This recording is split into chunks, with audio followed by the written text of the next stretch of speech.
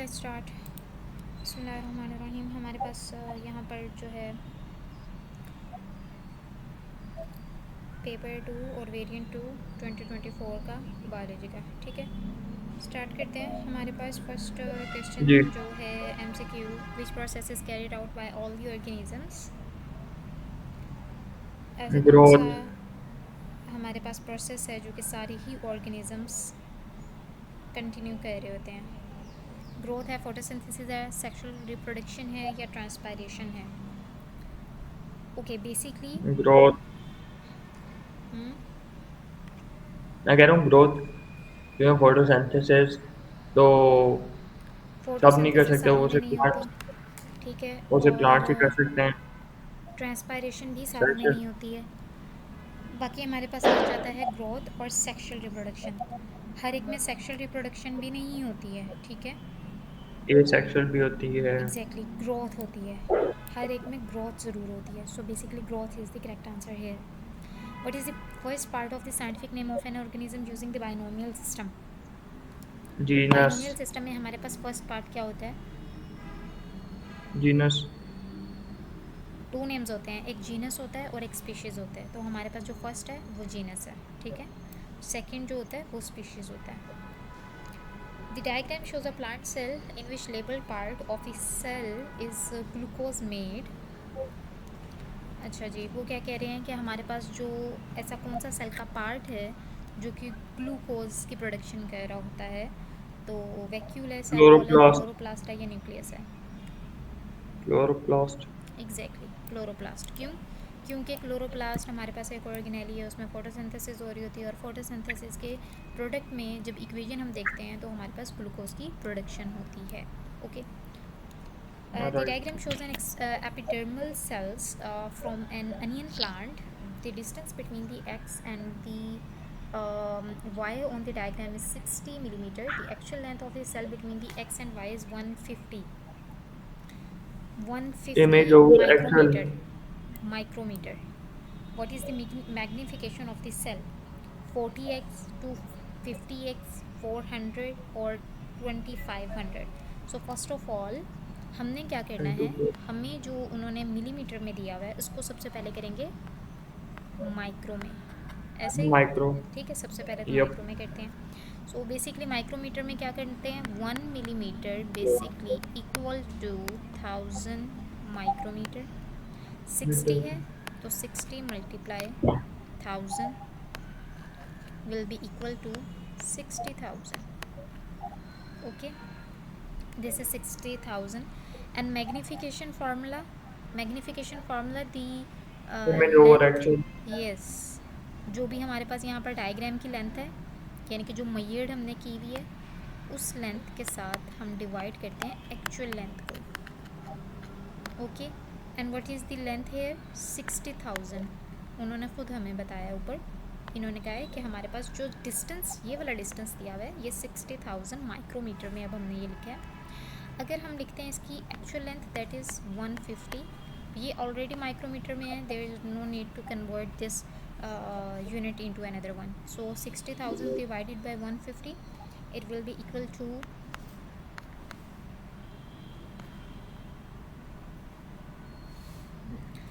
it will be equal to into 400. 400। Yes, so C option is the correct answer here. Next is some plant cells are placed in the distilled water for 1 hour. Which description of the condition of the plant cells after 1 hour is correct? Burst, flaccid, plasmolysed, turgid.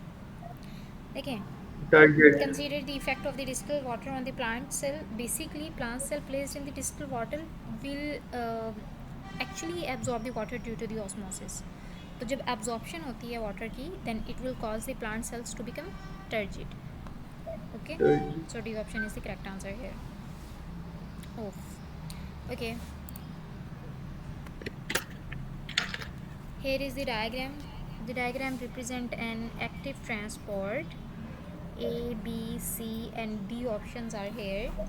A option say that the partially permeable cell membrane and requires energy from the respiration. B, partially permeable cell membrane requires more energy from the respiration. and C is the partially permeable cell membrane, does not require energy from the respiration, and D is partially permeable cell membrane does not require energy from the respiration. Basically, partially permeable cell membrane, but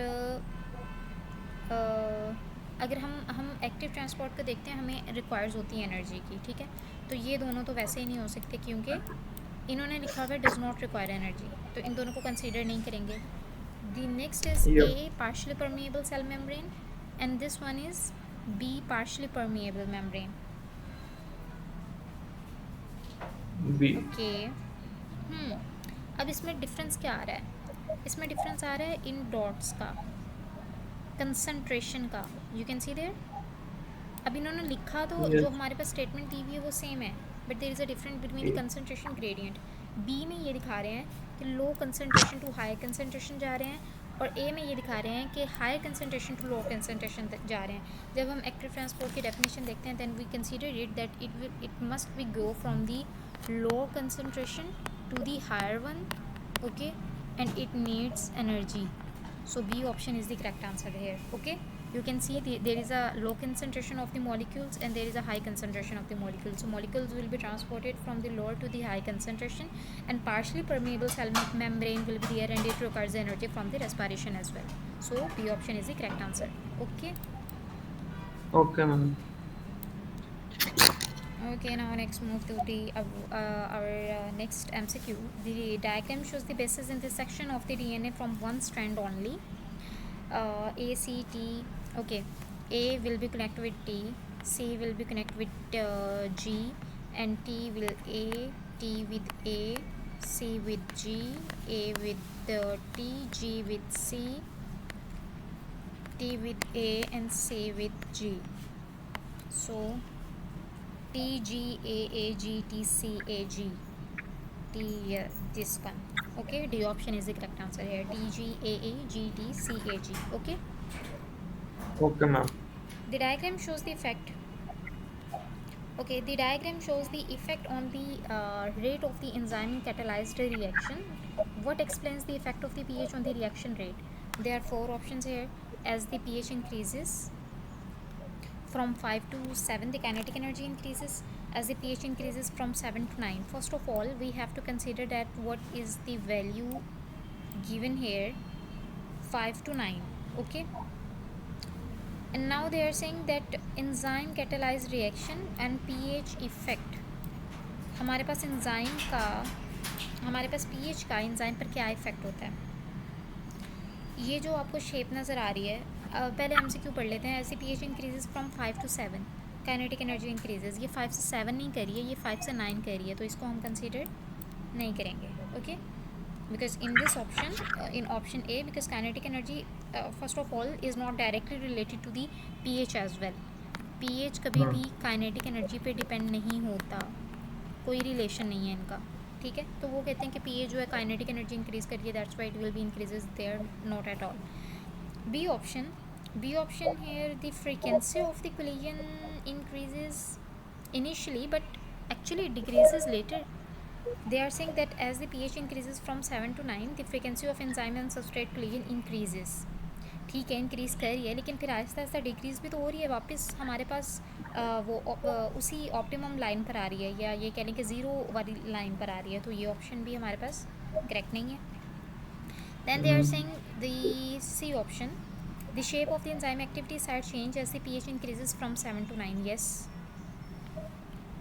7 पर हमारे पास optimum आ रही है value, ठीक है। ये हमें ये बता रहा है कि यहाँ पर हमारे पास एक वो सबस्ट्रेट की शेप जो एक्टिव साइट की शेप के साथ अटैच हो गई है, इस वजह से दूसरी चीज़ ये है कि यहाँ पर हमारे पास pH इफ़ेक्टिव है, यानी कि pH 7 जो है वो इफ़ेक्टिव है उस एंजाइम के लिए, इस वजह से इंक्रीज़ कर रही है।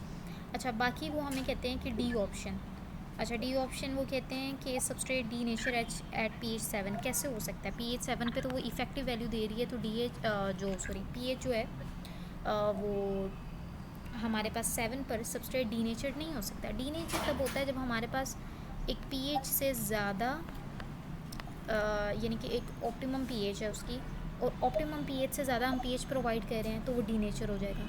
टेम्परेचर ज़्यादा इंक्रीज़ कर रहे हैं ऑप्टिमम वैल्यू से तो वो हमारे पास डीनेचर हो जाता है एंजाइम। तो C option is the correct answer here. Which sentence explain the importance of the vascular bundle for the photosynthesis. हमारे पास यहाँ पर जो वेस्कुलर बंडल के रिलेटेड फोटोसिंथेसिस के रिलेटेड क्या इंपॉर्टेंस है, तो basically vascular bundle transport carbon dioxide to leaf, not at all. Vascular bundle water, transport oxygen to leaf, it transport water. Exactly water, क्योंकि हम मिनरल आयंस की, water की और इन सब चीज़ों की बात करते हैं तो वेस्कुलर बंडल को यूज़ करते हैं। वेस्कुलर बंडल स्पेशली जाइलम, ठीक है, जाइलम क्या करता है, रिस्पॉन्सिबल होता है for the transporting of the water from the roots to the leaves. And the next is which substances product protein digestion. Protein digestion के लिए हमारे पास क्या है, जब प्रोटीन डाइजेस्ट होता है तो अमाइनो एसिड में कन्वर्ट हो जाता है, सिंपल इज़ डैट। क्योंकि अमाइनो एसिड जब हमारे पास ज्वाइन करेंगे then it will be converted into the protein, and whenever protein will be break down then it will be again converted into the amino acids. So whenever the protein digest it will be converted into the smaller molecules that are amino acids. Which organ produce amylase? Amylase की production कौन कर रहा होता है, gall bladder है, kidney है, oesophagus है या पेनक्रियाज है। अमाइलेज हमारे पास एक अमाइलेज लेज की बात कर रहे हैं ऑब्वियसली, तो हमें पता Pancreas, जाना चाहिए कि एक एंजाइम है, ठीक है, it amylase, is yes, produced okay, by ठीक है, pancreas. एक डाइजेस्टिव एंजाइम है ना, ब्रेक डाउन करता है कार्बोहाइड्रेट्स को, ठीक है। तो ये पेनक्रियाज हम्म, जो है वो एक मेजर हमारे पास सोर्स है अमाइलेज का। ये रिलीज़ होता है स्मॉल इंटेस्टाइन से वैसे, ठीक है। तो यानी कि सही। रिलीज़ होगा नहीं, सॉरी, पेनक्रियाज से रिलीज़ होकर स्मॉल इंटेस्टाइन में जाएगा, ठीक है।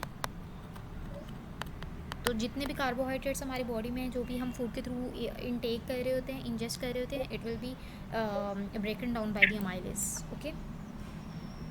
नेक्स्ट है which substance is absorb by the lacteals in the villi.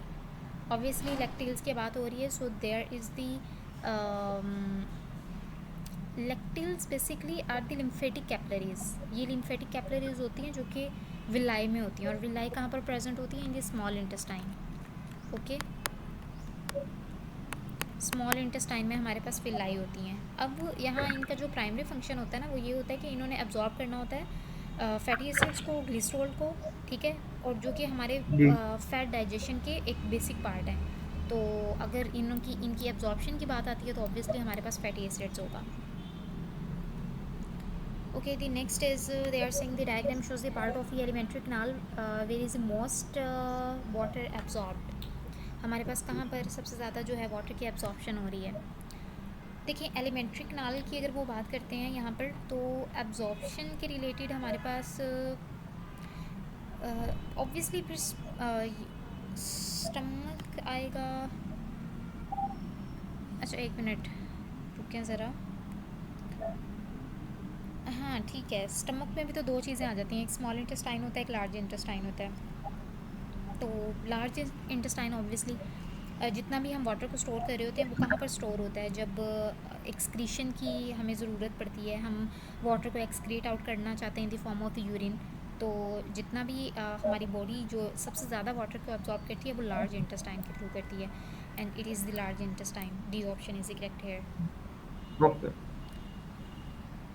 Diagram shows a cross section of the villus on which cell surface are the microvilli found। सबसे पहले चीज़ तो ये पता चलना चाहिए कि ऊपर भी हमारे पास माइक्रोविलाई की उन्होंने वो दी हुई थी। जो विलस होता है वो बेसिकली सिंगुलर वर्ड है, और जो माइक्रोविलाई है वो हमारे पास प्लूरल वर्ड होता है। तो अगर हम माइक्रोविलाई को देखते हैं तो ये फिंगर लाइक प्रोजेक्शंस होते हैं जो कि एपिथेलियल लाइनिंग पे होते हैं विलस की, ठीक है। तो हमारे पास जो ये वाली ये इस तरह की जो है ना ये हमारे पास माइक्रोविलाई है, ठीक है। इसकी जो इनसाइड है वो कुछ और होगा, लेकिन जो आउटसाइड एरिया है ये हमारे पास माइक्रोविलाई हैं। बाकी सब चीज़ों को देखने की ज़रूरत नहीं है, वो हमारे कंसिडरेबल में नहीं आ रही हैं। अच्छा जी नेक्स्ट देखें,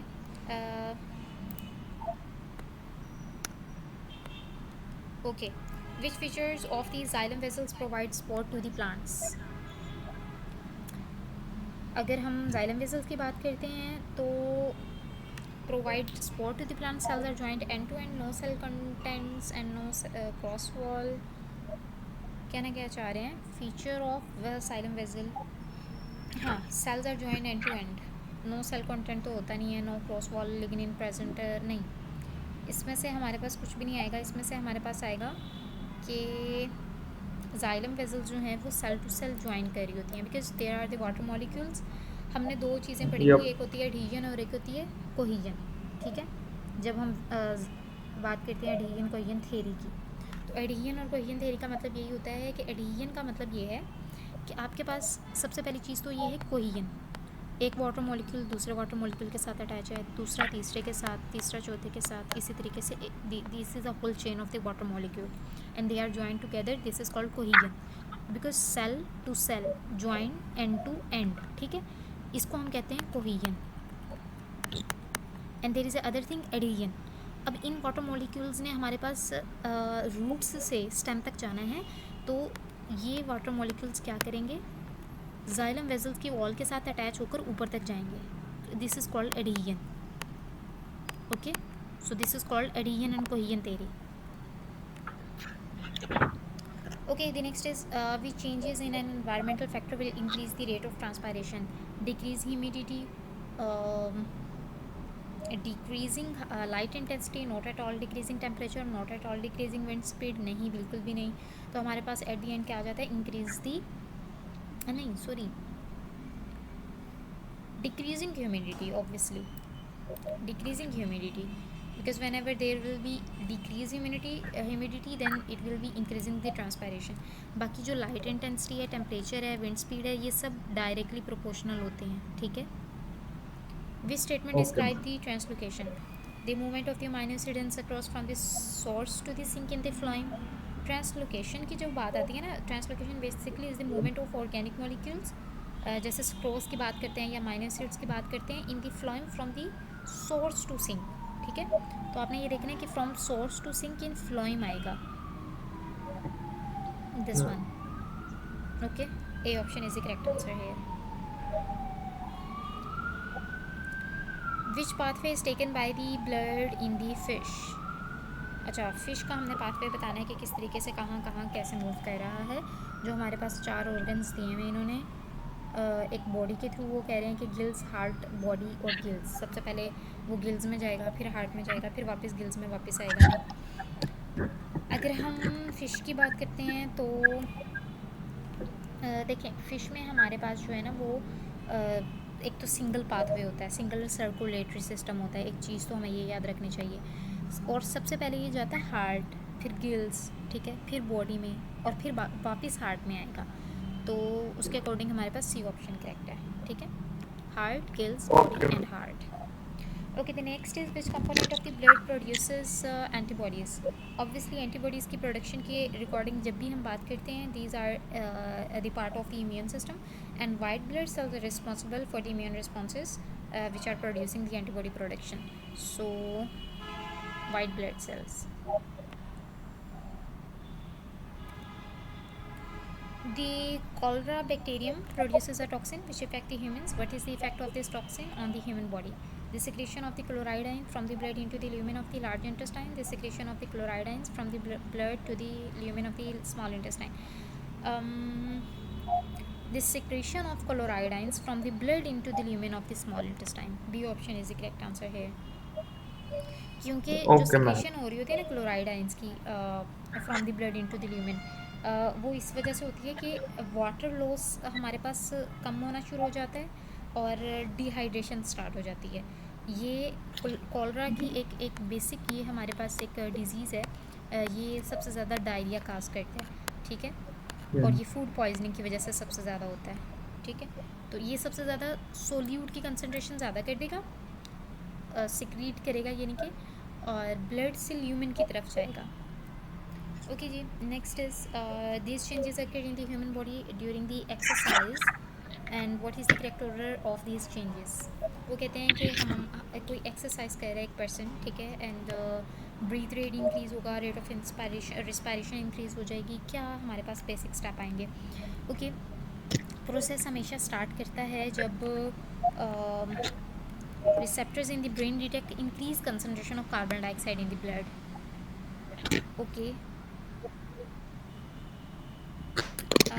नहीं रुके. Breathing rate increases. ठीक है, breathing rate increases. Okay, breathing rate increase करेगा. नहीं, सबसे पहले ब्रीदिंग रेट इंक्रीज़ नहीं हो जाएगा. सो सॉरी, सबसे पहले तो ब्रीदिंग रेट इंक्रीज़ नहीं होगा. First of all I think so receptors जो है in the brain detect the increase concentration of the carbon dioxide in the blood. ठीक है, सबसे पहले 4 आएगा यस. हमारे पास. फिर उसके बाद नर्व इम्पल्सेस आएंगे. Two. Obviously nerve impulses send करती हैं, क्योंकि ब्रेन को जैसे ही ऑर्डर नहीं मिलता है नहीं. उसने नर्व इम्पल्सेस को कहना होता है कि इंटरकोस्टल मसल्स और डायफ्राम को जो है वो अपवर्ड मोमेंट में ले आए, जो भी उनकी बेसिक रिक्वायरमेंट होती है. पहले फिर उस द हाँ रेट ऑफ जी. रेस्पिरेशन इंक्रीज, फिर 4, फिर नहीं, फिर ब्रीदिंग रेट पहले इंक्रीज़ 2, करेगा. ऐसे हुआ. 2, फिर 4. ब्रीदिंग रेट इंक्रीज़ करेगा. 4, 3, 1.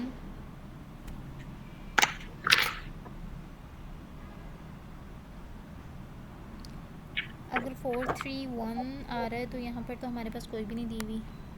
4, 3, 1, 2 ये बन रहा है हमारा. लेकिन आंसर है 2, 4, 3, 1.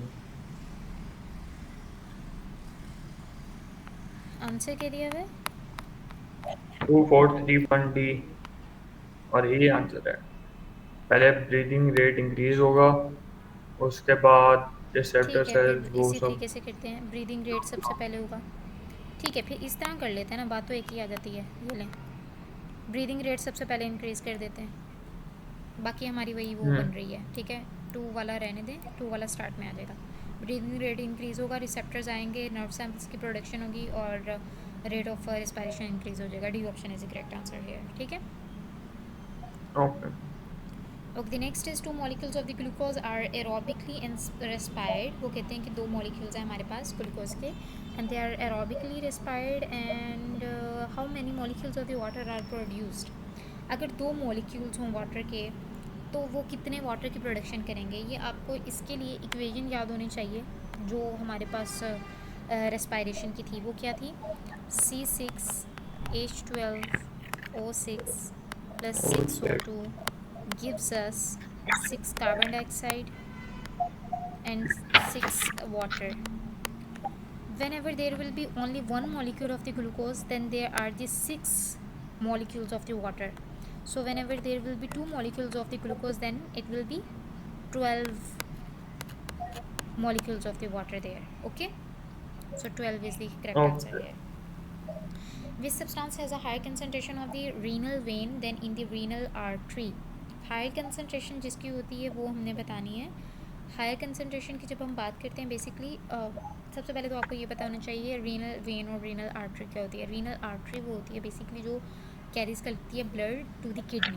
ठीक है, ये किडनी की तरफ लेके जाती है, जबकि रीनल वेन जो होती है वो blood away from the kidney लेके जाती है. ठीक है, तो जब हम किडनी के रिलेटेड बात करते हैं, किडनी का क्या काम क्या होता है, ये फ़िल्टर आउट करता है ना सारी चीज़ों को.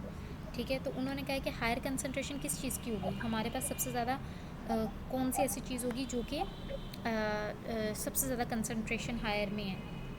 कार्बन डाइऑक्साइड, ग्लूकोज, ऑक्सीजन या यूरिया. तो फ़िल्टर आउट सबसे ज़्यादा क्या होता है? यूरिया. नहीं, ये तो हमारे पास यूरिया तो तब बनेगा ना जब ये तो फिल्ट्रेट है ना, कार्बन डाइऑक्साइड. फिल्ट्रेट सब्सटेंस है. तो कार्बन डाइऑक्साइड सबसे ज़्यादा हमारे पास होगी. ऑक्सीजन भी नहीं होगी और ग्लूकोज भी नहीं होगी.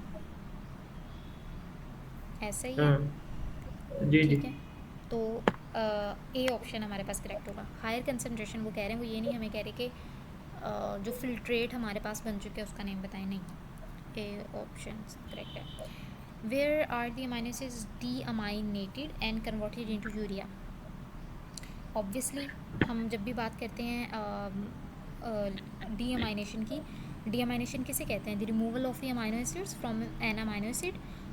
ठीक है, यानी कि हमारे पास जो अमाइनो ग्रुप है वो अमाइनो एसिड में से रिमूव हो जाता है. इसको हम डीअमाइनेशन कहते हैं. और लीवर है ऑब्वियसली, हमने जो सारे डायग्राम पढ़ी थी उसमें लीवर था. Liver is basically the primary site for the deamination. Which process moves the neurotransmitter across the synapse. हमारे पास ऐसा कौन सा प्रोसेस है जो कि साइनेप्स से न्यूरोट्रांसमीटर को मूव करवाता है? एक्टिव ट्रांसपोर्ट है, डिफ्यूजन है। डिफ्यूजन तो बिल्कुल नहीं हो सकता है। ग्रेविटी, ऑस्मोसिस, ऑस्मोसिस हम वाटर के लिए यूज़ करते हैं, ग्रेविटी भी नहीं हो सकती। डिफ्यूजन और एक्टिव ट्रांसपोर्ट में से ऑब्वियसली हमारे पास जो है वो, नहीं, एक मिनट, एक्टिव ट्रांसपोर्ट भी नहीं हो सकती।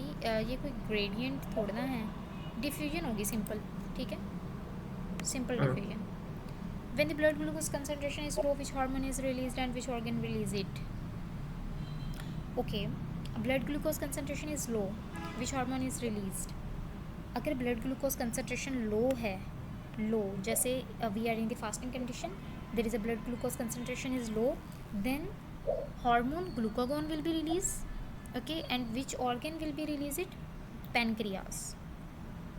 Okay, okay and ma'am. at the what happen when there will be high concentration of the blood glucose level? देखें, बंदे को टाइप 1 डायबिटीज़ हो जाती है। हाँ, डायबिटीज़ के कंडीशन में ब्लड ग्लूकोज लेवल हाई हो गया, then which hormone will be, ज़रूरी नहीं है कि डायबिटीज़ के कंडीशन में हम जब अच्छा, कुछ मीठा खाएंगे तो ब्लड ग्लूकोज जब लेवल तो हाई होगा ना, लेकिन हार्मोन कौन सा रिलीज़ होगा? इंसुलिन होगा, और वो भी पेनक्रियास एग्जैक्टली, से ठीक होगा। है, क्योंकि जो हायर लेवल को लो करना है, हाई टू लो होगा वो इंसुलिन करेगा, और जो लो टू हाई करना है वो ग्लूकागोन करेगा, ठीक है। तो ग्लूकागोन क्या करता है, basically it will be break down the glycogen into the glucose. Okay, the next option, the next MCQ here is a shoot grows towards the decrease of the light. These statements compare shoot cells on the side in the light with the cells on the side in the shade. Okay, cells on the side in the light have more oxygen. Cells on the side in the shade have more oxygen. Cells on the side in the light elongate more. Basically हम जब बात करते हैं oxygen के related, shade में वो कह रहे हैं कि है। अच्छा, फिनोमिना ना असल में फोटोट्रोपिज्म को एक्सप्लेन कर रहा है, जब हमारे पास प्लांट ग्रो करता है टुवर्ड्स द लाइट सोर्स, ठीक है। और ऑक्सीजन हमारे पास एक प्लांट हार्मोन है, oxygen basically plant hormone that promotes the cell elongation. Okay, and if there will be high concentration of the oxygen, then it typically inhibit the elongation as well. Okay, so in the phototropism oxygen accumulates on the shaded side, ठीक है। तो shaded side में हमारे पास क्या होगा, उसके according हम देख लेते हैं। Cells on the side in the shade have more oxygen, एक तो 2 सेकेंड है, and cells on the side in the right elongate नहीं, cells on the side in the shade elongate more, जो शेड में है वो ज़्यादा एलोंगेट करेगा। तो डी ऑप्शन इज द जी। करेक्ट आंसर है। Okay, this statement about the antibiotic is correct.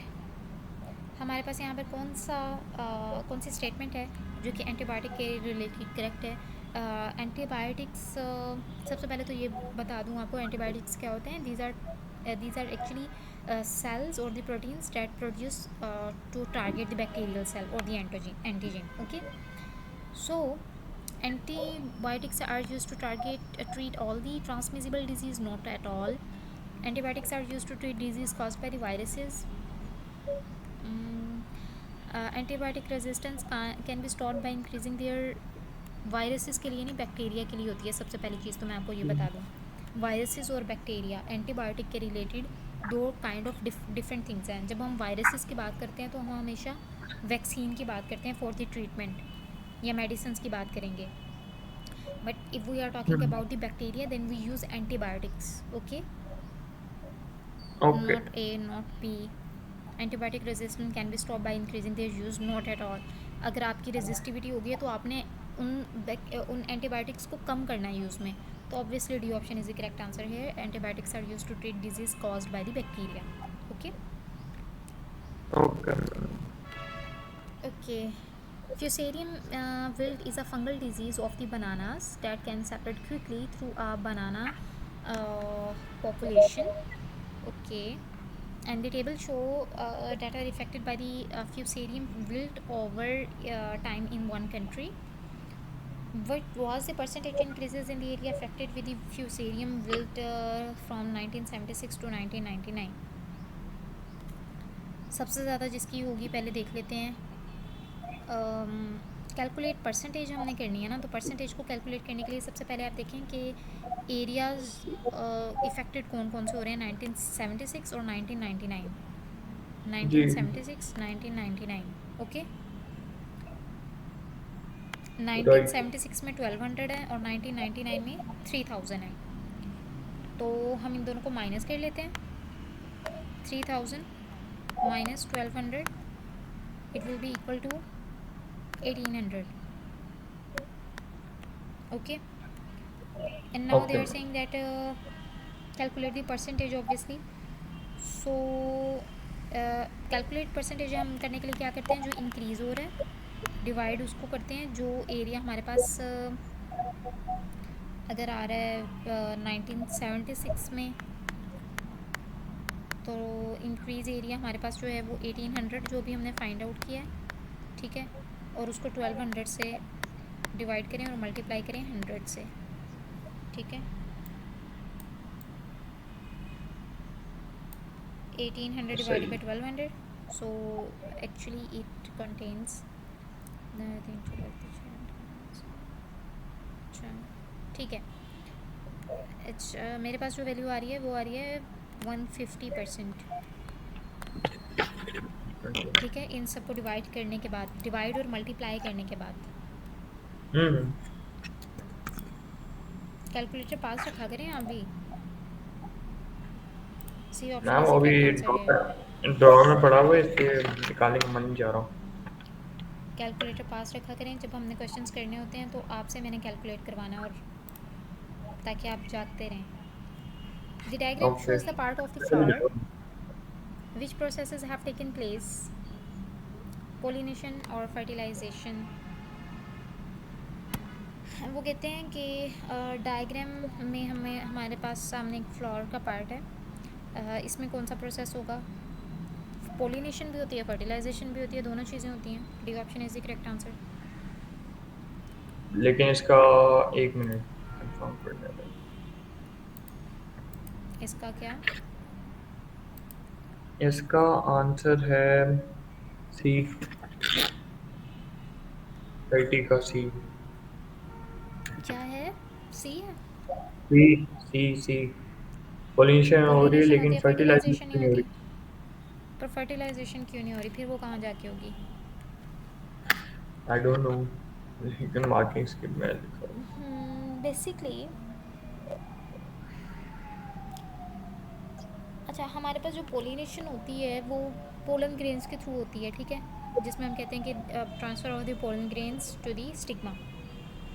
और फर्टिलाइजेशन जो होती है वो पोलन ट्यूब के थ्रू ग्रो करके ओव्यूल में जाती है ना, वहाँ पर जी जाकर फिर मेल और फीमेल गैमेट्स की फ्यूजन होती है. तो if we talk about here about the fertilization, then why would not be happen here.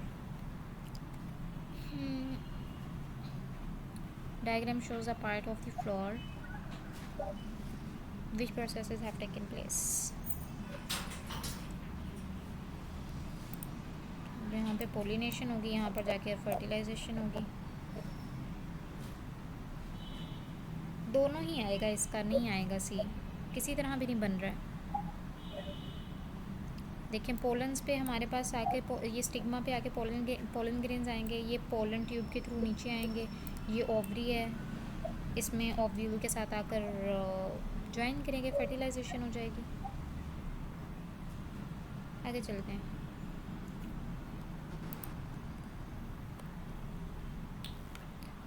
Okay, the diagram shows a part of the placenta and umbilical core. Maternal bond और blood और placenta, ये सब चीज़ें यहाँ पर दिखाई हैं. What is the function of the umbilical core when. वो कहते हैं कि जो अम्बिलिकल वेन होती है उसका क्या काम है हमारे पास. तो 3-4 ऑप्शन दिए हुए हैं, उसमें से देख लेते हैं. D option, C option, A option.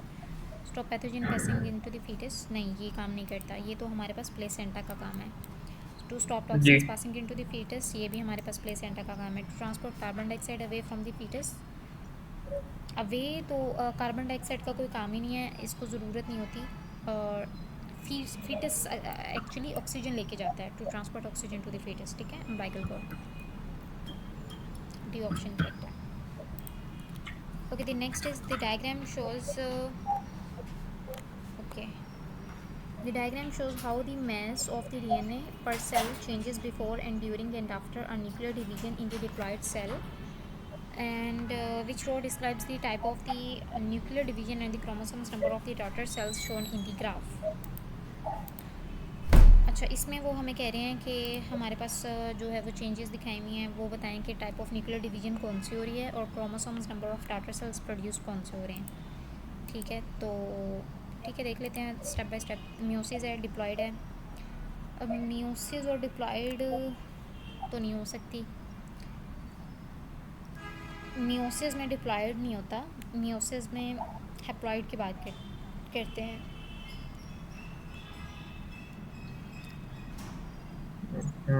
Mitosis में हमारे पास डिप्लॉयड होता है। माइटोसिस होगी, सी ऑप्शन। या तो सी होगी या तो डी होगी। हाँ, दूसरा ये भी है ना, देखें ये हमने इस ग्राफ के थ्रू बताना है ना, असल में डीएनए मैस जो है वो डबल्स हो रहा है, इंडिकेटिंग द डीएनए रेप्लिकेशन। ठीक है, यानी कि अपने ओरिजिनल लेवल जी। पर वापस जा रहा है। ठीक है, यानी कि हमारे पास डीएनए मैस जो है वो अपने ओरिजिनल लेवल पर वापस जा रहा है आफ्टर द डिवीजन। मियोसिस में कभी भी ऐसा नहीं होता, मियोसिस में हमारे पास हाफ हो जाता है। ठीक है, उसको हम यानी कि हैप्लॉइड में कन्वर्ट हो जाता है, तो माइटोसिस होगा और डिप्लॉयड होगा। सही। Next is, in a family, the two parents have a blood group of A and B, and their children have blood groups of B, B and O। ठीक है, क्या करें हम इसका? What are the genotypes of the parents? अच्छा, उन्होंने family के blood group हमें बताए हैं और हम उनसे पूछ क्या रहे हैं कि हमें पेरेंट्स के बताएं कि क्या होंगे। सबसे पहली चीज़ के देख लेते हैं कि चाइल्ड जो ब्लड ग्रुप है उसमें हमारे पास है बी, बी एंड ओ। इसका ये मतलब है कि अच्छा, एमसीक्यूज़ के अकॉर्डिंग देखते हैं। एमसीक्यूज़ में उन्होंने हमें कहा है कि आई ए है और आई बी है, दैट्स मीन कि one parent has blood group ए, किसी एक पेरेंट के पास ए होगा जिस जो कि रिप्रेजेंट कर रहा होगा आई ए और आई ओ को। ठीक है, और तो ए तो हमारे पास नहीं है, सही। हमारे यानी कि चाइल्ड, उनके चाइल्ड्स की बात करते हैं तो वो तो पास नहीं हो रहा, तो ए तो नहीं हो सकता। आई जी। ए, आई बी और आई A, I O.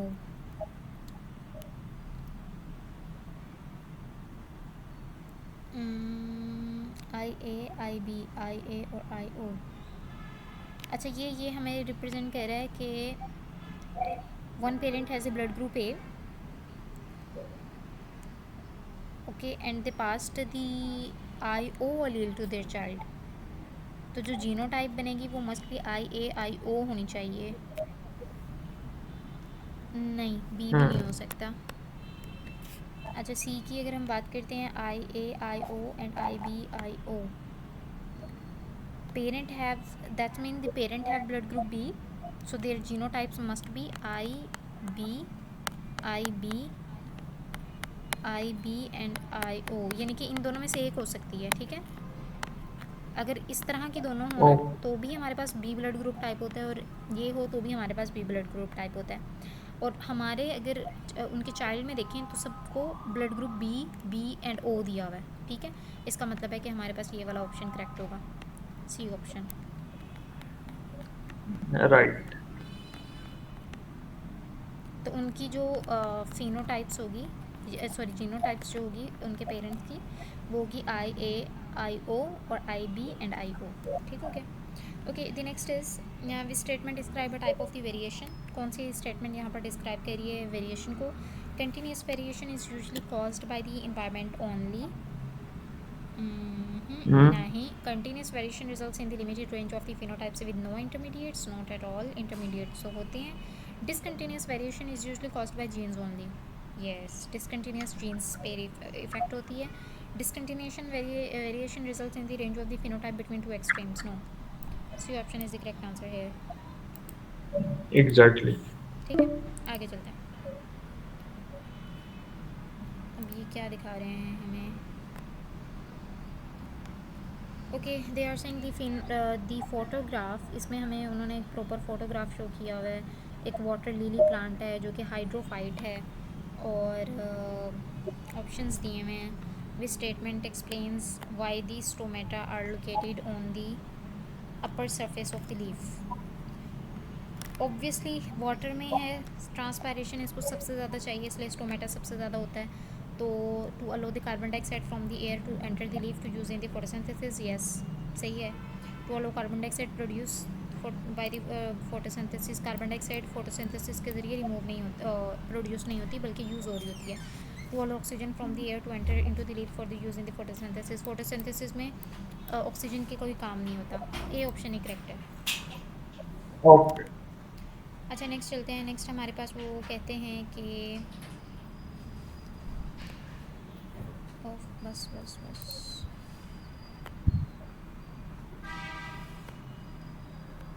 Okay, next हमें वो कह रहे हैं कि which term is used when the humans cross the individual with the desirable feature. Genetic breeding, natural breeding, pure breeding और selective breeding. Selective. Selective breeding होती है ऑब्वियसली, जब हम बात करते हैं कि हम अपनी मर्ज़ी से चाहते हैं तो सेलेक्टिव ब्रीडिंग होगी। Which diagram shows the part of the nitrogen cycle. Nitrogen cycle में कौन सा पार्ट इन्वॉल्व है? Nitrogen cycle B. में हमारे पास जो है वो nitrogen in the atmosphere. Nitrogen में हमारे पास नाइट्रोजन नाइट्रेट, से। नाइट्रोजन फिक्सेशन और डीनाइट्रिफिकेशन भी होती है।